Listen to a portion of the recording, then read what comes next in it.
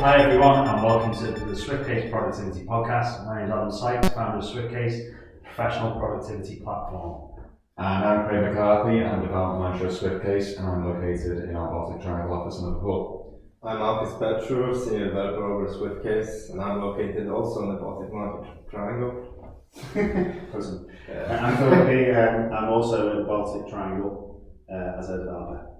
Okay, great. So today we were thinking of doing sort of a list episode, I suppose, of all the apps that we use and we find useful, just to kind of give people some ideas of what they might be missing out on, or some well-known ones that might be useful for them in their business and also outside of business, and I suppose how to be productive in everything that you're doing, I suppose, like whether it's writing a blog article or whether it's ordering your lunch.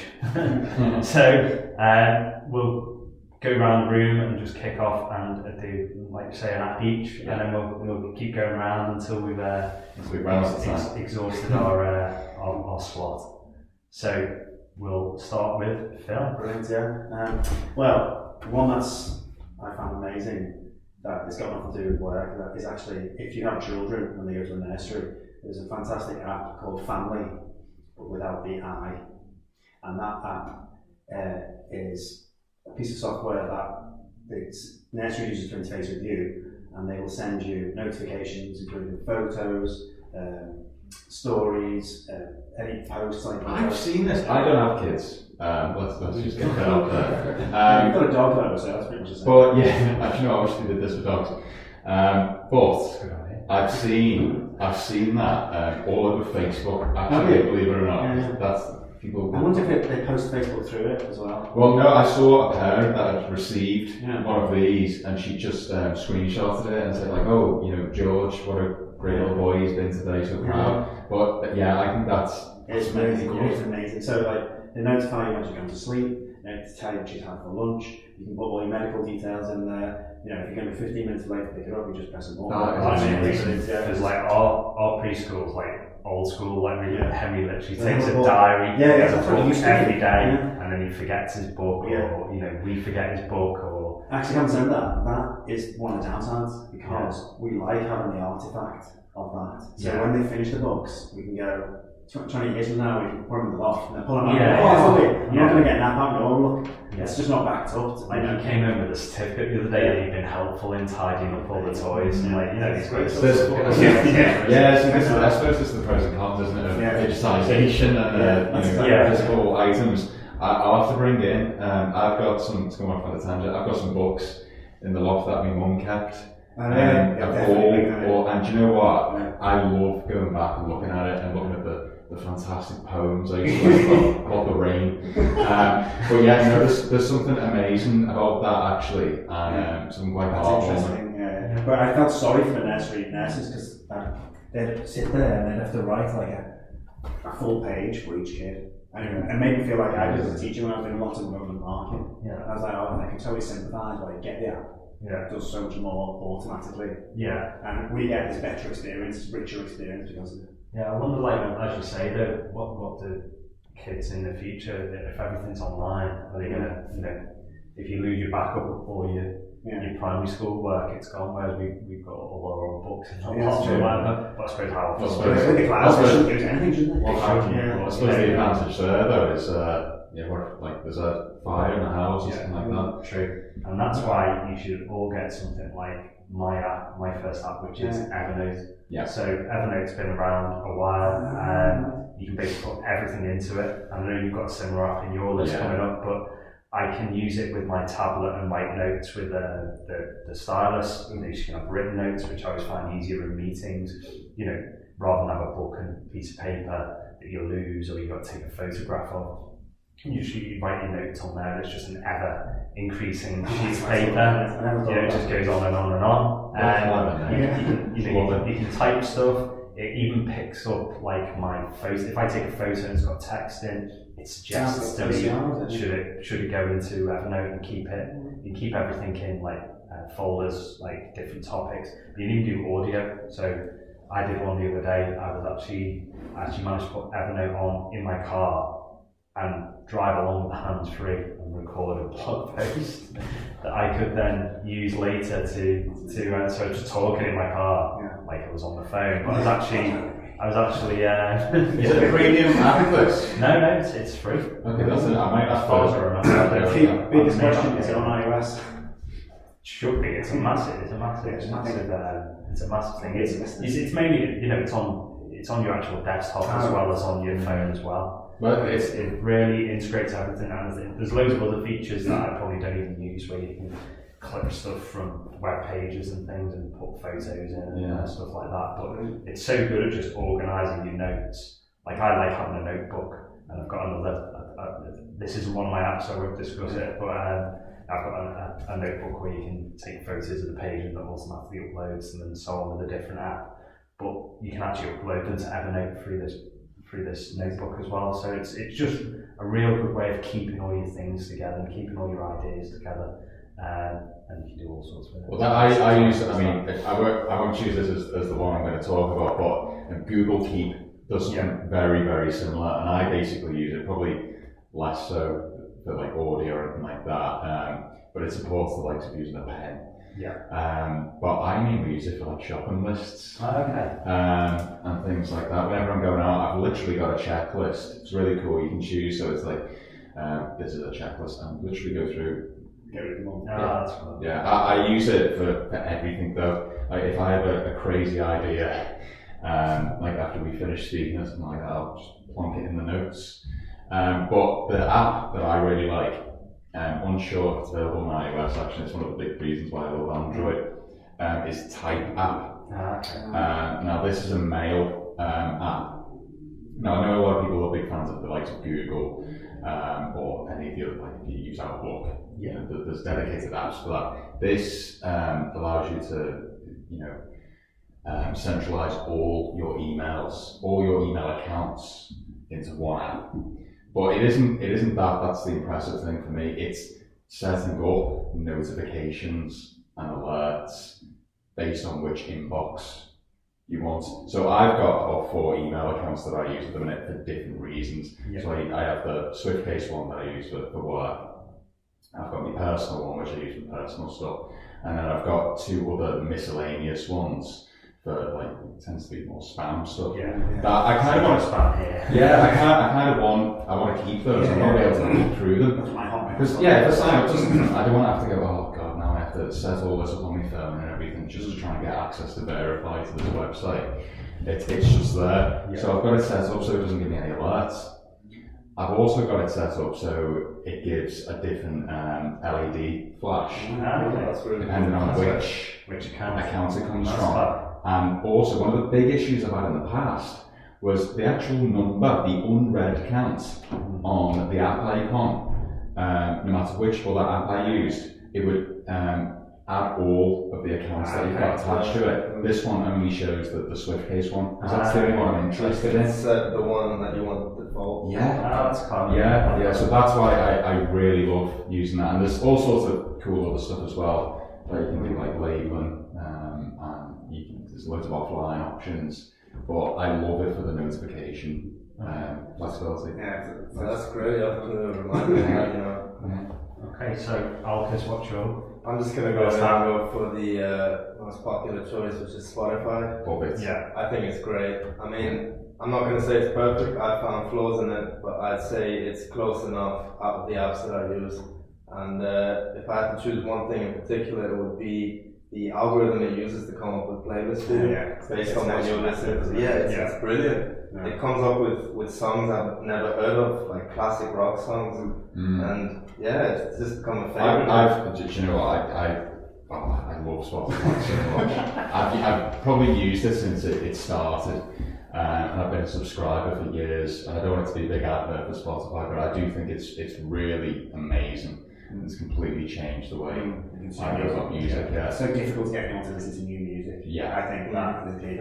I think the discovery options that I found, like some of my favourite bands now, through Spotify, it curates content that is amazing for me. One of the best features I think actually that doesn't get hopped on about much, and it might be a handy tip for our viewers, is if, for whatever reason, the rare case where music isn't on Spotify now, you can import local files onto your account, but you can do that on your phone from the same network as your computer. I think we did it upstairs, where band isn't on there, so I have the files on my laptop, and I can hook that up to Spotify, so it's perfect. I've got a playlist there. You put that offline, and you have it connect to the same network as your phone, and you set that onto offline as well. It will download the files onto your phone. So you shouldn't use the player without actually using the content. Yeah. Because that's one of the reasons I don't use Spotify. I tend to use YouTube a lot for my music, or I've actually bought the music myself. Mainly because I'm into strange genres of music that's not on Spotify. So that was the reason I didn't really you can combat that until it becomes available. Yeah, so that's quite good. So obviously I do like some, I like the rock stuff. Inuit throat singing. Not quite like that far, but there's some stuff I like that's on Spotify, but most of the main stuff I like. Certainly when it first started, it wasn't on there. And in fact, there's a few bands that wouldn't go on. Yeah. When it first started as well, so it's kind of really, but my wife has it, we have it at home. Yeah. But it's a good app. Okay, so background to this one is not really an app, it's more of a internet plugin for your browser. It's called Tab Wrangler, and what it does is it literally wrangles your tab like a sheep wrangler or a cow or a horse wrangler, and it ties up tabs that you've left open, and it puts them in a drop down for you, so that if you've left it open for more than say 20 minutes, it will then store that as a link that you can then just go, oh, I need that again, and click it open, and it keeps 100 in its memory, but you can change that. But the key thing for me is that I'm an untidy person, so I never organise things into bookmarks and anything like that. And I always think, maybe I'll lose that. I've got typical hoarder's mentality. It's I'm going to be able to use that again later. Yeah. Which is why things stay out on the shelf, tables in my house and close them. Because I'm always like, I'll use that again. It's only when it's like 6 days later, I'm like, why is this out? We've covered something like this previously on our website, actually, on our blog articles and in a video as well. And when you switched me onto that Tab Wrangler, I'm a self-professed tab addict, really. It really did change everything. Because I think there's a time and a place for bookmarks.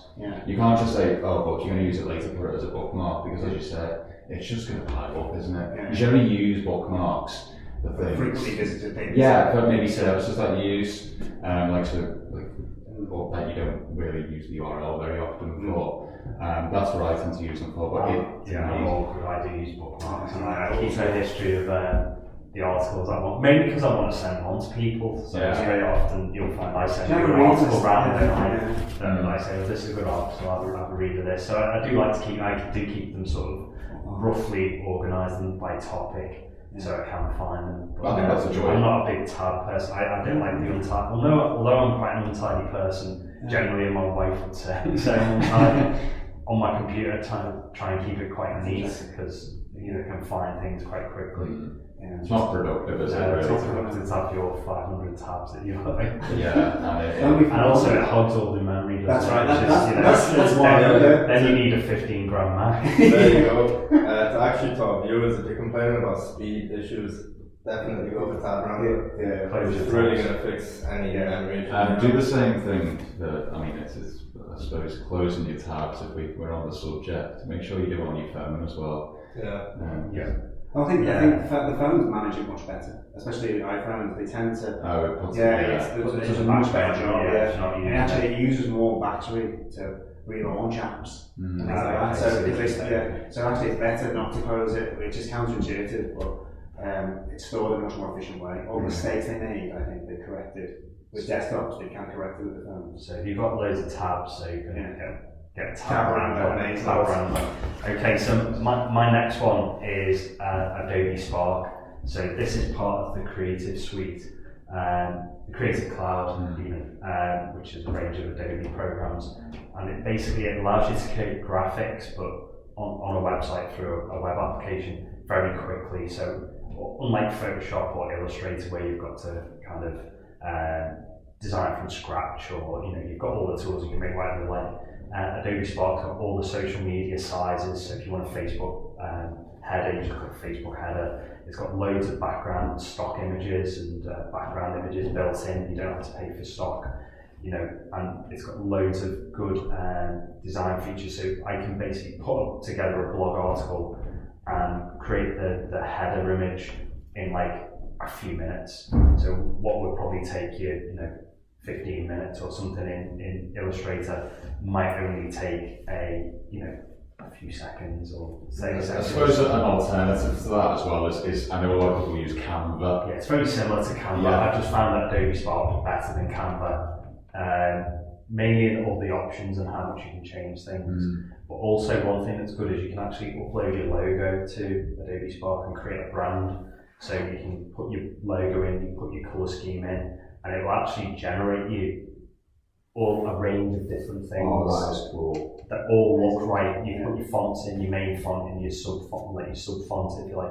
And just literally generate you a load of graphics, even down to like an invoice and compliment slip and everything. So everything's on brand with your colours, your right graphics without you even doing anything. And it's just so easy to just like share them and download them. Hundreds of pounds in design. They've got it right, hasn't they, Adobe there? Because I remember there was something when I used to do more design, there was something I used to use called a Cooler, and that was with a K. It was K-U-L. Colour thing. Yeah. You give it a colour. So just say your brand has 2 or 3 colours. You could put them in, or if you've got one idea of a colour in your head that you want, you can put it in, and then it gives you suggested complementary colours. So great for your website designs, things that you want to send out.